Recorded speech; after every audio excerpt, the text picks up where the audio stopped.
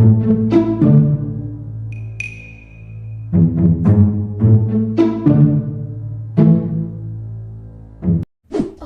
hi guys!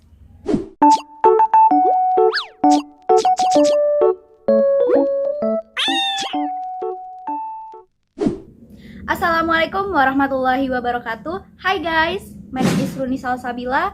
I'm majoring in English Education Department in State Islamic University of Syarif, Hidayatullah, Jakarta. So, in this video, I would like to talk about 10 articles that I have reviewed before. So I have to tell you about those articles and I tell you about the explanation one by one. So yeah, let's talk about it. Okay, so yeah, welcome to my presentation, which is about the article review. Okay, so move to the next slide. Is about the agenda or table of content. The first one is about the opening, which is about the list of articles that have been reviewed by me. The next one is about the explanation of each articles. The next one is about the conclusion or the correlation between each of articles, and the last one is about the closing one. So these are the list of articles that have been reviewed by me. So yeah, this is the first slide of the articles, which is talk about teachers' perspective on strategy for teaching English vocabulary to young learners. The purpose of this study is to identify the Quran Learning Center school teachers' perspective in teaching vocabulary to young learners. And the findings or the conclusion one is the researchers have found there are three main points in this research. The first one is about there are some teaching strategies implemented by the interviewers, such as using some games and song, use media such as pictures, videos, realia, and textbooks to help students in understanding vocabulary. The second one is there are some problems faced in implementing teaching vocabulary strategy that is derived from the students and the teachers. And the last one, there are some solutions provided by the teachers to overcome some problems in teaching English vocabulary. There are the teacher should understand the students' need and provide some interesting strategy and give the students a reward to appreciate them. Okay, so the next one is about using Google Classroom as media for learning English during pandemic students' perspectives. The purpose of this study is to ascertain the students' perception of the use of Google Classroom in the learning process. And the findings, so this research showed that the students have a positive view of the use of Google Classroom while they are in the process of learning. It reported on elements such as usefulness, communication, and satisfaction in using Google Classroom access.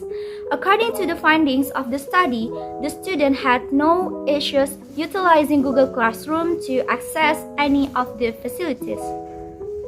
And the third article is about digital technology supporting English learning among Indonesian university students. The purpose of this study is to aim at assessing the experiences of young Indonesian students undertaking online learning and the potential of this platform for English learning. Also, this study aimed to shed light on developing understanding of contemporary use of the internet by young people for English learning. And the findings of the research is the first one suggests that learners' positive perception and confidence in online learning should capitalize by EFL teachers for further integrating online technologies for language learning. The second one is about teachers are required to develop their capacity for effectively using new technologies in their teaching strategy. And the third one is about the need for support from relevant stakeholders and the readiness of EFL pre-service teachers programs to train the students for future real teaching contexts. The fourth one, the article is about revealing the secrets of the English teacher's excellent proficiency and interview study. The purpose of this study is to aims the scrutinize the secrets of an English teacher's proficiency, which are observably unique and worthy to investigate. And the findings of this study is to confirm that the excellent proficiency of the English teacher is the result of high self-motivation, long learning experiences, diverse kind of exposure, and various kind of practices. Some effective factors such as the feeling of fun, enjoyment, and interest contribute to the process of language learning and acquisition, which lead to excellent English proficiency. Okay, so the fifth is the articles about examining teacher opinions of age and duration of English language support in international schools. The purpose of this study is to examine the age EFL students should begin receiving EFL teacher support and how long. And the findings of this study showed that 50% of the EFL teachers in the current study favor starting EFL instruction at the age of 6 or 7. However, considering the benefits EFL students can receive is from early literacy development in the pre-kindergarten years. And the study also showed that 28% participants answered that 3 or more years was the ideal time for EFL students to receive EFL support.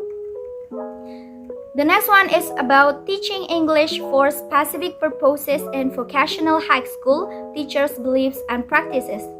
The purpose of this study is to aim to explore teachers' beliefs about teaching English for vocational schools, to investigate how those beliefs are reflected in classroom practices, and to explore that affect the shaping of teachers' beliefs in the teaching and learning process. And the findings, the teachers admitted that they have no basic knowledge and experiences to teach English for SMK, which is specified on the student's program and measure. They just believed that teaching English for SMK consists of more practice than theories. In practices, teachers implemented steps of teaching with stepping the sequence, which is engagement, exploration, elaboration, and confirmation. The seventh is about the role of error correction in teaching and learning of English from the cognitive load perspective, a case study.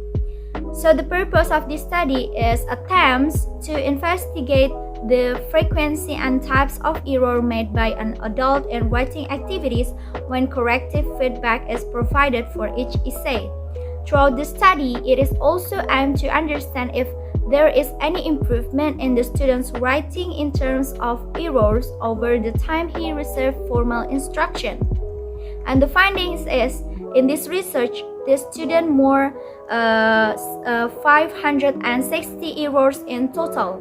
It were about grammatical awareness, prepositional interference, and lexical interference over generalization, use of articles, spelling, and redundancy. It may be implied that teachers can more effectively show their students how they come to particular errors. Also, they can be provided with a variety of courses or instructional design addressing to providing students with effective feedback to ease the cognitive load of the learners. Okay, so the next is about the correlation between self-assessment and motivation in learning English of the second grade students of SMP Negeri 6 Palembang. The purpose of this study is focused on the correlation between self-assessment and motivation in learning English of the second grade students of SMP 6 Palembang. And the findings is the contribution of self-assessment can be concluded that self-assessment has 51.1% contribution to the students' motivation in learning English. It is concluded that self-assessment will greatly influence whether students will avoid or pursue further learning in an area. This makes sense because self-assessment promotes critical, autonomous thinking with the goal of fostering actively engaged, self-regulated learners, not automatons. So the next one is about challenges in teaching English faced by English teachers at MTSN TALIWANG, Indonesia. The purpose of this study is aims to investigate English teaching challenges as well as the solutions taken by the English teachers at MTSN and TALIWANG. The findings and conclusions revealed that challenges in teaching English comes from students as well. These challenges are students' lack of vocabulary mastery, students' low concentration, lack of parent support, lack of discipline, boredom, and speaking problem. And in order to face these issues, this study also found the strategies implemented, such as reforming attitude, applying various teaching methods and techniques, matching students' proficiency level and learning situation, managing classroom, making use of available resources, giving motivational feedback, and doing self-reflection. Okay, so this is the end of the last of the articles, which is about EFL teachers' beliefs about language teaching and learning, implication for teaching unplugged. So the purpose of this study has an interest to investigate Egyptian EFL teachers' beliefs about principles that correspond to the precept of Dome. Dome is actually the type of methods that has been provided in Egypt. So the findings is there are differences between the beliefs held by novice teacher and those of experienced teachers. Research conducted on novice and pre-service teachers showing that those teachers' beliefs tend to change due to developing teaching experience. The present study concluded that there are no significant differences among teachers with different teaching experience levels in their beliefs about Dome, which differ from and even sometimes contradict the principles of approaches and methodologies according to which those teachers were trained. Those are the articles that have been reviewed by me, and those are also the explanation, and we arrive at the conclusion. So the conclusion, all of these articles were designed and being chosen in the teaching and learning areas. The correlation between one to another articles is that the teachers and learners mandatory of themselves. Strategies, challenges, methods, techniques, approaches, and etc. that have been faced both from the students and from the teachers were the different styles to develop in the teaching and learning area. Okay, so those of the articles that have been reviewed by me, and those are also the explanation. I hope this video helps you a lot to exploring or develop your knowledge about teaching and learning strategies or etc. So yeah, thank you for listening and see you on my next video. Bye bye.